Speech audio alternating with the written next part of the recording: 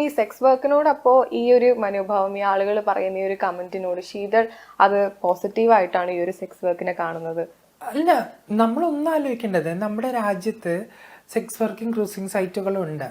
ഇപ്പൊ നമ്മള് പുതിയ കാലഘട്ടത്തിൽ ഉണ്ടായതാന്ന് പറയാം. എന്ത് എറണാകുളത്തോ ഇവിടെ നിന്നൊക്കെ ആളുകളുണ്ട്.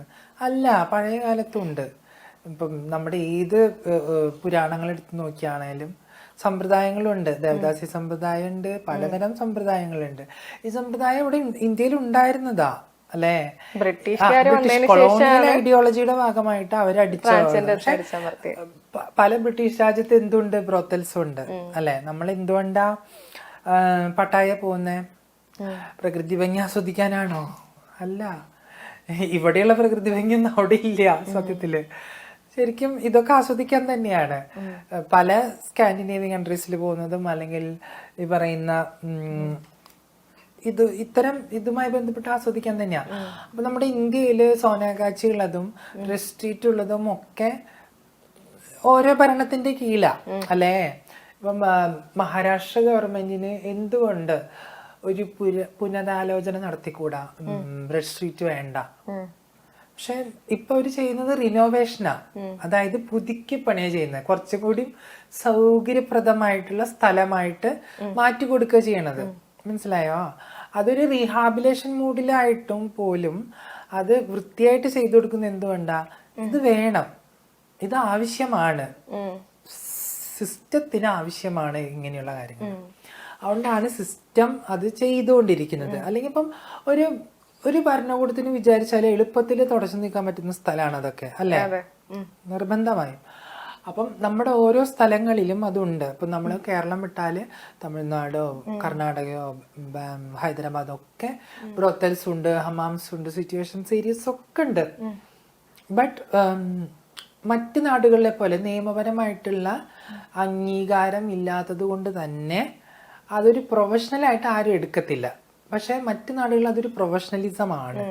ഓക്കെ, പക്ഷെ ഈ പ്രൊഫഷണലിസത്തിന് ചെറിയൊരു വഴി തെളിയിക്കുന്നതാണ് സുപ്രീം കോടതിയുടെ വേർഡിക്റ്റ് 2022. കേരളത്തിൽ അപ്പോൾ ഒരു പ്രോസ്റ്റിറ്റ്യൂഷൻ ഇതുപോലെ പ്രൊഫഷനായി കാണണം എന്ന് വിചാരിക്കുന്ന ആളുകളുണ്ട്.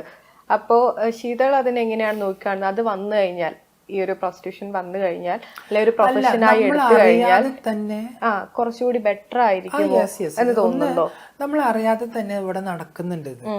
ഇപ്പോൾ നമ്മളിത് എറണാകുളം സിറ്റി എന്നാണ് പറയുന്നത്. എറണാകുളം സിറ്റിയെക്കാളും കൂടുതൽ കമ്മ്യൂണിറ്റീസ് ഒക്കെ നിൽക്കുന്നത് എനിക്ക് തോന്നുന്നു കോഴിക്കോടൊക്കെ ആയിരിക്കാം. കാരണം എറണാകുളത്തെക്കാൾ മുമ്പ് സെക്സ് വർക്കിംഗ് ക്രൂസിംഗ് സൈറ്റ് ഉണ്ടായിട്ടുള്ളത് കോഴിക്കോടാ, തൃശ്ശൂരും ഓക്കെ. അതിനുശേഷമാണ് ഓപ്പൺ ആയിട്ട് എറണാകുളത്ത് നിൽക്കാൻ തുടങ്ങിയതും ട്രിവാൻഡ്രത്തൊക്കെ നിൽക്കാൻ തുടങ്ങിയതും. ഇന്നിപ്പോൾ കേരളത്തിന്റെ ട്രിവാൻഡ്രം മുതൽ കാസർഗോഡ് വരെ കമ്മ്യൂണിറ്റീസും ഉണ്ട്. അവര് ചുമ്മാ ഒറ്റയ്ക്ക് നിന്നാൽ ഇതുണ്ടാവില്ലല്ലോ. ഇത് വാങ്ങാൻ ആളുകൾ വരുന്നുണ്ടല്ലോ, യുവാക്കളോ പുരുഷന്മാരോ. അതിൽ പലതരം പുരുഷന്മാര് വരുന്നുണ്ട്. വിവാഹം കഴിഞ്ഞവരുണ്ട്, ഭാര്യമാരുള്ളവരുണ്ട്, കുട്ടികളുള്ളവരുണ്ട്, 2 ഭാര്യമാരും 3 ഭാര്യമാരുള്ളവരുണ്ട്, മന്ത്രിമാരുണ്ട്, പോലീസ് ഉദ്യോഗസ്ഥരുണ്ട്, MLA മാരുണ്ട്, സിനിമാക്കാരുണ്ട്, പത്രക്കാരുണ്ട്, ജഡ്ജുണ്ട്, അഡ്വക്കേറ്റ്സ് ഉണ്ട്. എത്ര പേരെ കോണ്ടാക്ട് വേണം നമ്മുടെ കയ്യില്?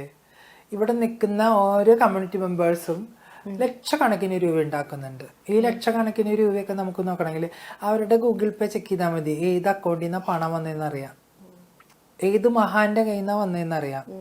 ഈ മഹാന്മാരാണ് ഇരുന്ന് പറയുന്നത് ഇങ്ങനെയുള്ള സംഭവങ്ങൾ. അപ്പൊ ഇത് ഇവർക്കും ആവശ്യമാണ്. മനസ്സിലായോ? എല്ലാവർക്കും ആവശ്യമാണ്. അപ്പൊ നമുക്കറിയാം ഇവിടെ ഓരോ കമ്മ്യൂണിറ്റി മെമ്പേഴ്സും വീട് വെച്ചിട്ടുണ്ട്. ഇതിൽ നിന്ന് വരുമാനത്തിലാ. അവരൊരു ഷോപ്പിംഗ് മാളിലോ മെട്രോയിലെ ഹൗസ് കീപ്പിംഗ് ഫെസിലിറ്റിയിൽ നിന്ന് ചിലപ്പോൾ വീട് വാങ്ങാൻ പറ്റൂല. അവരുടെ ശരീരത്തിനനുസരിച്ച് ശസ്ത്രക്രിയ ചെയ്യാനോ കോസ്മെറ്റിക് സർജറി ചെയ്യാനോ അവർക്ക് സാധിക്കത്തില്ല. അവര് എളുപ്പമുള്ള പണി ചെയ്യുന്നു. നിങ്ങൾക്ക് എന്തെങ്കിലും ബുദ്ധിമുട്ടുണ്ടോ എന്നുള്ളതാണ് അവരുടെ ചോദ്യം. വൈ? ഇത് ആവശ്യമുള്ളത് കൊണ്ടാണ് അത് ചെയ്യുന്നത്. അതിന് പണമുണ്ട്, പണം ചെലവാക്കാൻ ആളുണ്ട്, അതിനവർക്ക് സമയമുണ്ട്. അതിന് ഇവർക്ക് പ്രശ്നമില്ലെങ്കിൽ പിന്നെ ആർക്കാ പ്രശ്നം? അപ്പൊ അതൊരു ശരിക്കും ഇപ്പൊ സുപ്രീം കോടതി പറഞ്ഞിട്ടുണ്ട്, സെക്സ് വർക്കിംഗ് ക്രൂസിംഗ് സൈറ്റുകളിൽ ഇത്തരം ആളുകൾ നിൽക്കുകയാണെങ്കിൽ അവർക്ക് ഇഷ്യൂ ഉണ്ടാക്കാതെ നോക്കേണ്ടത് പോലീസിന്റെ കടമയാണെന്ന് പറഞ്ഞിട്ടുണ്ട് സുപ്രീം കോടതി. അപ്പൊ അതുപോലെ നമ്മുടെ ഇവിടെ പോലീസ് എന്താ പറയാ, ഇഷ്യൂസ് ഒക്കെ ഉണ്ടാകുമ്പോൾ ഇടപെടും. അതായത് പുറത്തുനിന്നുള്ള ആളുകളുടെ ഇഷ്യൂസ്. പക്ഷെ കമ്മ്യൂണിറ്റിക്ക് യാതൊരു തരത്തിലുള്ള ബുദ്ധിമുട്ടുകളും ഉണ്ടാക്കാറില്ല. വലിയ ഇഷ്യൂസ് ഒന്നും അവരെ പണ്ടത്തെ പോലെ ഉപദ്രവിക്കുന്നില്ല എന്നുള്ളതാണ്. അതൊരു നല്ല കാര്യമായിട്ട് ഫീൽ ചെയ്യുന്നുണ്ട്. മറ്റൊന്ന്, ക്ലയൻസ് ബഹുമാനപൂർവ്വം പെരുമാറുന്നവരുണ്ട്, മോശം പെരുമാറുന്നവരുണ്ട്. ഒന്ന് നമുക്കറിയാം, ഈ കൊച്ചി ബേസ്ഡ് ഒത്തിരി ഡ്രഗ്സ് യൂസ് ചെയ്യുന്നവരുണ്ട്, മദ്യപിക്കുന്ന ആളുകളുണ്ട്. അപ്പോൾ ചില ചെറിയ യുവതലമുറയിൽപ്പെട്ട ആളുകളൊക്കെയാണ് കുറച്ചും കൂടി ഇഷ്യൂസ് ഒക്കെ ഉണ്ടാകുന്നത്.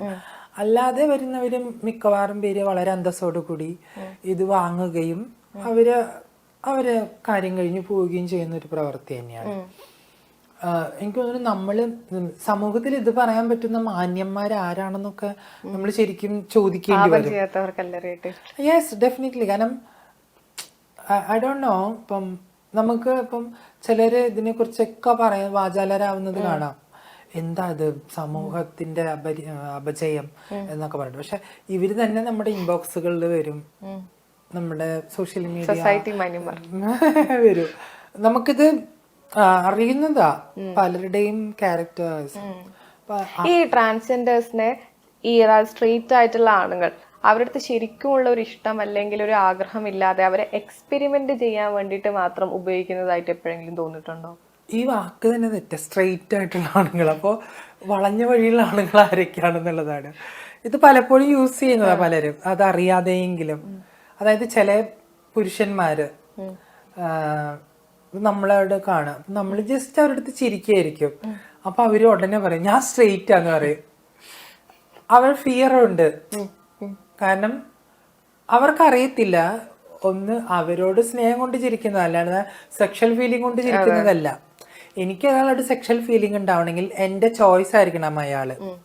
എനിക്ക് അയാളോട് അട്രാക്ഷൻ ഉണ്ടായിരിക്കണം. എനിക്ക് അയാളോട് എന്തുണ്ടായിരിക്കണം, എന്റെ ഓറിയന്റേഷൻ ഉണ്ടായിരിക്കണം. ഇതൊക്കെ എന്റെ സെക്ഷാലിറ്റി പെട്ട കാര്യമാണ്. അല്ലാതെ കാണുന്നവരോട് എല്ലാവരോടും നമുക്ക് തോന്നത്തേയില്ല.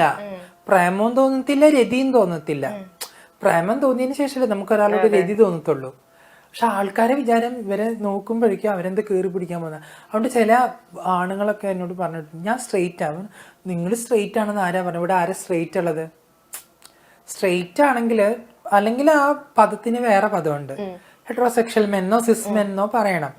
അപ്പം സ്ട്രെയിറ്റ് ആണെങ്കിൽ അപ്പൊ ബാക്കിയുള്ളവരൊന്നും സ്ട്രെയിറ്റ് അല്ലേ. അപ്പൊ ഗേ ആയിട്ടുള്ളൊരു അയാളെന്ത് വളഞ്ഞ വഴിയുള്ള പുരുഷനാണോ? അല്ലെങ്കിൽ ഒരു ബൈസെക്ഷൽ മെൻ, അയാളെന്താ വളഞ്ഞ വഴിയുള്ള ആളാണ്? അല്ലല്ലോ, സ്ട്രെയിറ്റ് അയാളും സ്ട്രെയിറ്റ് തന്നെയല്ലേ, നിങ്ങളും സ്ട്രെയിറ്റ് തന്നെ.